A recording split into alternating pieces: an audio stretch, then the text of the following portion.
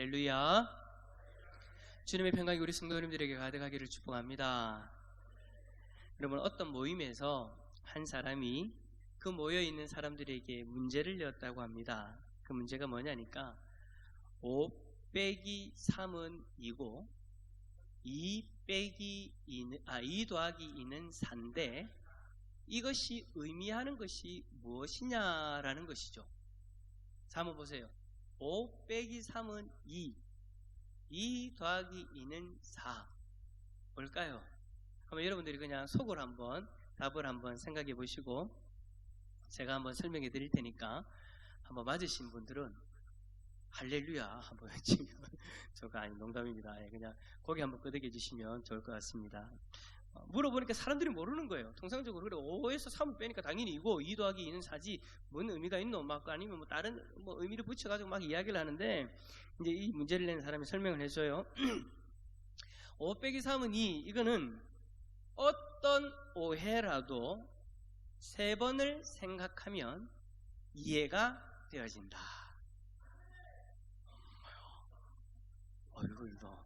이거 아셨구나.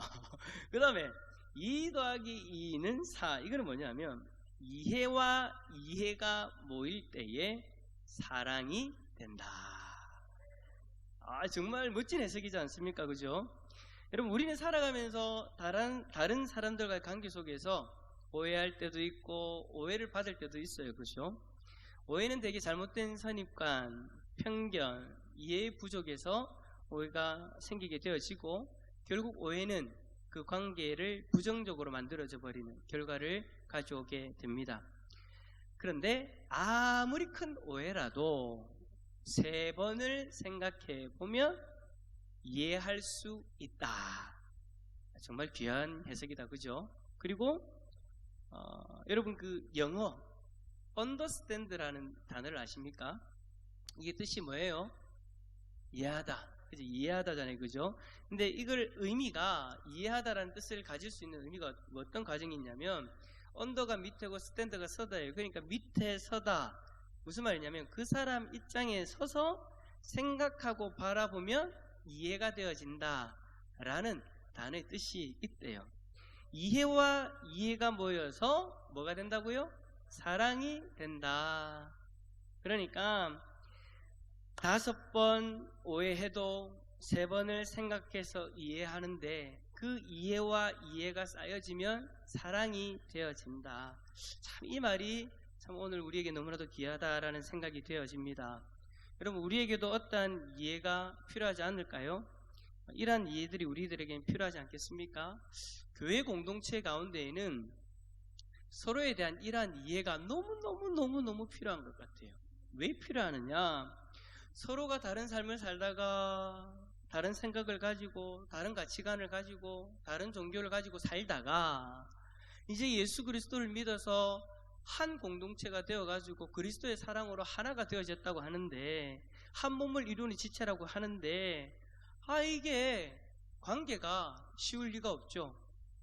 우리가 이 자리에 모여있는 이유는 생각이 맞아서가 아니에요. 그 전에 우리가 잘 알고 있었기 때문이 아니에요. 그냥 예수님 믿어서 하나님 백성 되어서 이 자리에 앉아 있는 거예요. 근데 이 자리에 앉아 있는데 그리스도의 사랑으로 사랑하고 하나가 되어야 된대요. 근데 여러분 그게 쉽지가 않죠. 전혀 다른 사람 삶과 생각, 성격과 기질들을 가지고 있는 사람들이 한 몸이 되었다라는 그거 하나로 그냥 이 자리에 앉아 있는데 여러분 어떤 일들이 일어나겠어요? 말 한마디를 해도 오해가 일어나는 거예요. 행동 하나를 해도 오해가 일어나는 거예요. 오해가 쌓이면서 어떤 일들이 일어나요? 결국에는 싸움이 일어나고 분열이 일어나게 되는 거죠. 그래서 오늘 이 말씀은 우리에게 너무 필요한 것 같아요. 서로를 어떻게 이해할 건가? 그래서 우리 공동체를 어떻게 바라볼 건가? 오늘 말씀에서 우리가 그걸 발견할 수 있거든요. 오늘 말씀을 우리가 함께 나누면서 주님의 몸된 교회를 더욱 아름답게 세워가는 우리 성도님들 다 될 수 있기를 축복합니다. 그럼 우리가 뭘 이해해야 되느냐? 첫 번째, 우리는요 다름을 이해해야 됩니다. 자, 4절 말씀 한번 읽어볼까요? 4절입니다. 시작. 우리가 한 몸에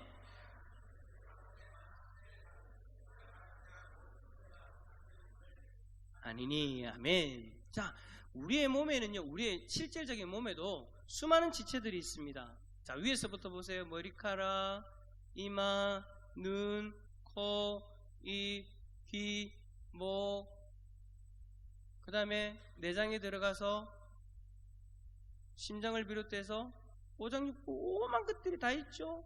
그리고 손만 보세요. 손목, 손가락, 그 다음에 뭐지?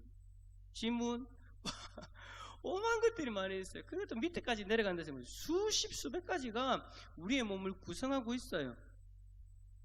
그런데 바울 사도는 우리의 몸에 여러 지체들이 있듯이 우리도 그리스도 안에서 한 몸이 되어가지고 각 지체를 이루고 있다라고 그렇게 말씀하고 있어요. 교회는 하나이지만 교회를 구성하는 그 지체는 다르다라는 거예요. 다른 모습이다라는 거예요. 여러분과 제가 다르고요, 여러분끼리도 서로 다르는 거예요. 오죽하면 여러분 지금 가족끼리 앉아 계신 분들이 많은데 가족끼리도 달라요. 가족끼리도 달라요. 그 다름 때문에 여러분들의 가정에 어떤 일들이 일어납니까? 다름 때문에 여러분들의 가정에 일어나는 일, 엄마야 안 싸우는갑대 다들. 부부싸움들이 일어나잖아요. 여러분, 부부싸움 일어나는 건 결국 다른 거 아니에요. 그 다름 때문에 부부싸움이 일어나는 거죠. 그런데 서로 다른 우리가 여러분 모여서 교회를 이루고 있습니다. 비행기도 마찬가지예요. 여러분 사진에 보이는 저 거대한 비행기도 여러 가지 부품으로 이루어져 있죠. 엔진도 있고 의자도 있고 바퀴도 있고 냉장고도 있고 유리도 있고 수백 가지의 부품들이 모여가지고 비행기를 이루고 있는데 역할도 다르고 위치도 달라요. 근데 여러분 중요한 게 있어요. 역할도 다르고 위치도 달라요. 생김새도 다 달라요. 그런데 모든 부품은 한 가지의 목적을 가지고 있어요. 저 비행기 안에 있는 수많은 그 부품들이 가지고 있는 한 가지 목적이 뭡니까? 그게 뭐예요? 비행기를 안전하게 운행하도록, 공중에 날아갈 수 있도록 하는 것, 그게 저 비행기 안에 있는 부품들이 해야 되는 한 가지 목적인 거예요. 비행기는 그렇게 안전하게 하늘 위로 날아다니면서 사람들을 안전하게 운행해야 되고 모셔야 되고 또 짐도 안전하게 그렇게 옮길 수 있어야 되는 거죠. 그런데 비행기의 부품들이 간섭을 한다고 생각해 보십시오.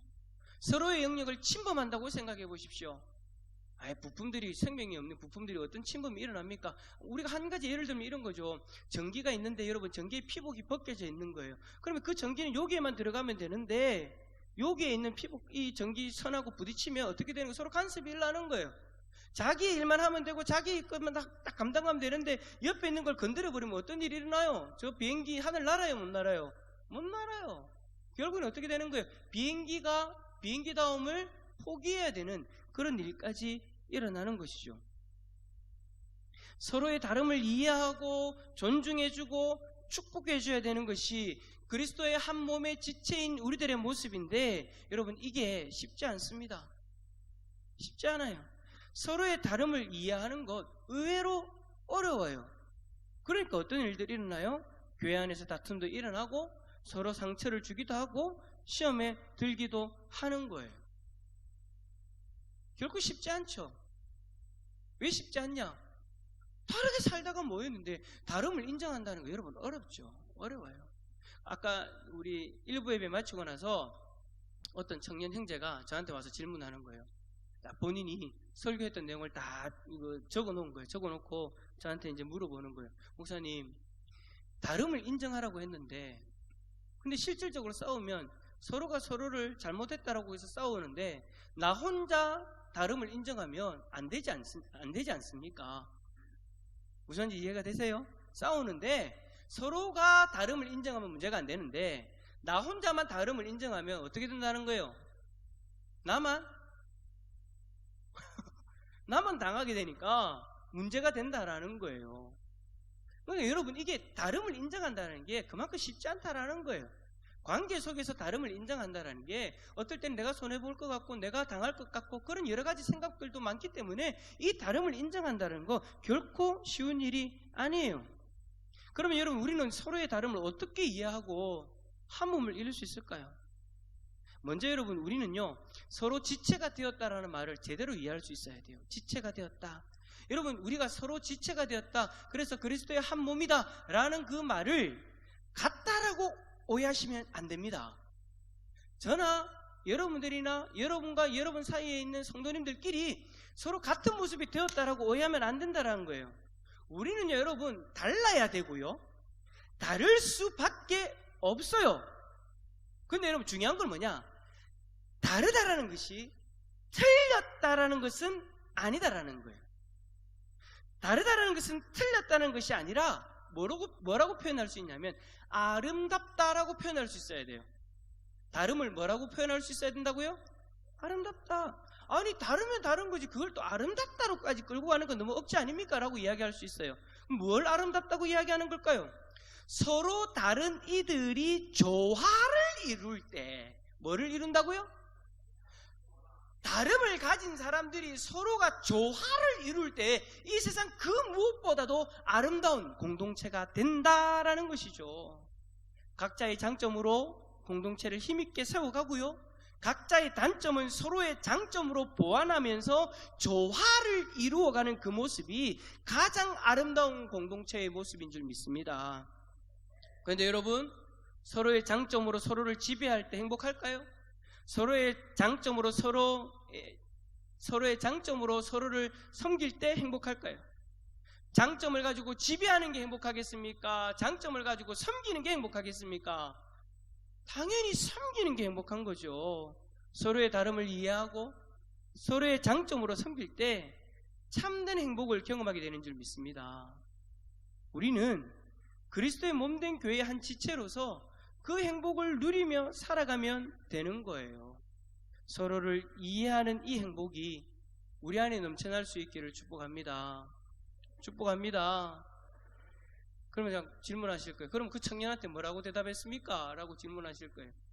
아니, 두 명이서 싸우는데 다름 때문에 틀렸다고, 서로가 틀렸다고 싸우는데 내 쪽에 있으면 다르다라고 인정하면 이러면 이게 안 되잖아요 라고 이렇게 이야기할 때 뭐라고 답을 했겠냐라는 거예요. 저는 그렇게 답을 했어요. 중요한 것은 내가 이 사람 앞에서 다르다라고 이야기해서 내가 어떻게 이 사람한테 인정받느냐가 중요한 것이 아니라 내가 이 사람을 다르게 봄으로 인해서 하나님 앞에 인정받는 게 중요하다. 아멘이십니까? 여러분, 우리는요 사람 앞에 살아가는 사람 아니에요. 우리는 누구 앞에 살아가는 사람이에요? 하나님 앞에 살아가는 사람이에요. 하나님이 인정하시는 삶을 살아갈 수 있기를 축복합니다. 우리가 다름을 인정하잖아요. 그럼 놀라운 일들이 일어나요. 놀라운 일들이 일어나요. 첫 번째, 하나님이 인정해 주시고요. 두 번째는요, 나를 미워하는 사람이 이거 뭐야 이래 돼버리는 거예요. 처음에는 다르다라고 서로 잘못됐다라고 싸웠는데 한쪽이 부딪히지 않으니까, 한쪽이 포용해 버리니까 어떤 일들이 일어나요? 이 사람도 변할 수밖에 없는 거예요. 그러면서 어떻게 일이 일어나요? 내가 다르다라고 바라보듯이 상대방도 결국에 다름을 바라볼 수밖에 없는 거예요. 중요한 거는 내가 다르다라고 바라보는 것을 결정하냐 안 하냐는 거예요. 그 문을 넘어가기가 어려워요. 그 문을 열기가 어려워요. 아무도 다름을 인정하지 않는데 내가 다름을 인정하는 것. 근데 여러분, 내가 다름을 인정하기 시작하면 놀라운 일들이 일어난다는 거, 여러분 믿음의 눈으로 바라볼 수 있기를 축복합니다. 두 번째로, 우리는 은혜로 은사를 받았음을 이해해야 됩니다. 6절 말씀 한번 읽어봅시다. 6절입니다. 시작. 우리에게 주신 은혜대로 받은 은사가 각각 다르니 혹 예언이면 믿음의 분수대로. 아멘. 여러분, 우리는요 각자 하나님 앞에 받은 은사들이 있어요. 근데 이 은사들이 다 다르죠. 그 다른 은사들을 6절 이후로 쭉 나열을 해요. 몇 가지를 나열을 하면서 소개를 하는데, 중요한 것은 서로 다른 우리가 가지고 있는 은사는 내가 노력해서 획득한 것이 아니다라는 거예요.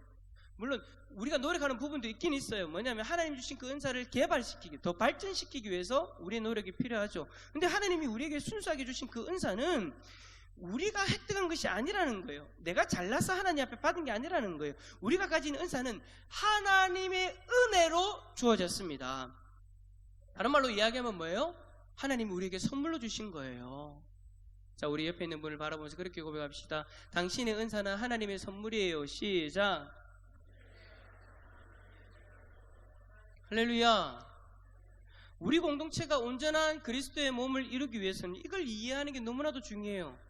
어떤 사람은요, 자신의 은사가 자신의 노력으로 획득한 것으로 착각하고요, 그것을 자랑하면서 내세우면서 살아갑니다.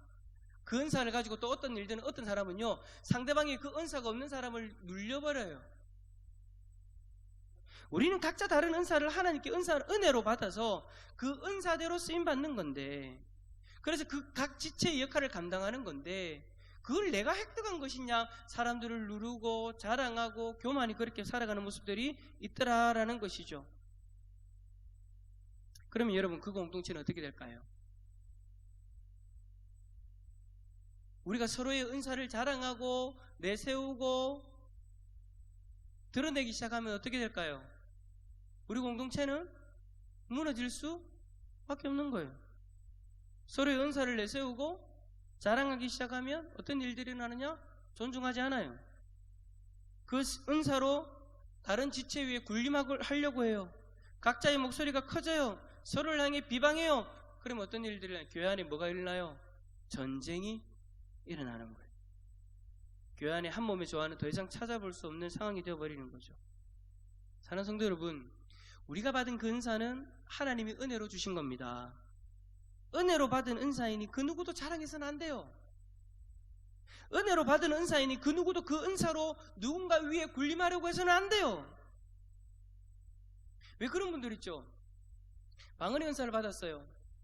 방언의 은사를 받았는데 그게 하나님이 은혜로 주신 건데, 필요해서, 그 사람에게 필요해서 하나님이 은사로 주신 건데, 선물로 주신 건데, 그게 이상하게 영적인 교만함이 되어버려요. 어떻게 하느냐? 내가 기도하는 사람인데, 내가 방언으로 기도하는 사람인데, 당신은 기도 못하지? 나는 방언으로 기도하는데 하면서 어떤 영적인 우월감을 가지는 분들이 있어요. 가르치는 은사를 받았는데, 하나님 앞에 가르치는 은사를 받은 사람이 누군가에게 학생들 앞에서 가르치는데, 나는 너희 선생님이야, 그 학생들 앞에서 존중받으려고 군림하는 어떤 존재로 서버리면은요, 그때부터는 그 아이들이요, 마음을 닫아버려요. 그런 일들이 실제로 일어난다라는 거예요. 여러분, 우리는 은사를 선물로 하나님 앞에 받았기 때문에 더 겸손히 낮아져야 됩니다. 낮아지고 또 낮아져야 되는 거예요. 사랑하는 성도 여러분, 우리는 은혜로 각자의 자리에서 주님의 몸된 교회를 이루어가고 있는 줄 믿습니다. 우리는 원래 이 은혜를 받을 수 없는 사람들이었잖아요. 우리는 우리 죄 때문에 죽음으로 갈 수밖에 없는 사람이었어요. 그런 우리를 위해서 예수님이 십자가에 자신의 몸을 내어주셨어요. 뿐만 아니에요, 우리는 도무지 예수님을 믿을 수 없는 사람이었어요. 근데 우리에게 믿음을 선물로 주셨어요. 우리는 주님을 위해 살아갈 수 없는 사람들이었어요. 그런 우리에게 은혜를 주셔서 은혜로 은사를 주셨어요. 주님을 위해 살아라고, 주님의 뜻을 이루어라고. 은혜로 우리는 지금 이 자리에서 주님의 몸의 한 지체가 되었습니다. 우리 은혜가 아니면 이 자리에 있을 수 없는 존재예요. 주님의 은혜로 주님의 몸된 교회의 지체가 되었다는 거 여러분 잊지 마시길 바랍니다. 그래서 은혜 받은 성도답게 겸손하게 그 은사를 쓰임받는 성도님들 다 되시기를 축복합니다. 마지막 세 번째로, 각자의 은사는요 서로를 위한 것이다 라는 것을 여러분 우리 이해해야 돼요. 우리는 은혜로 은사를 받았다고 했죠. 근데 그 은사를 가만히 한번 보세요.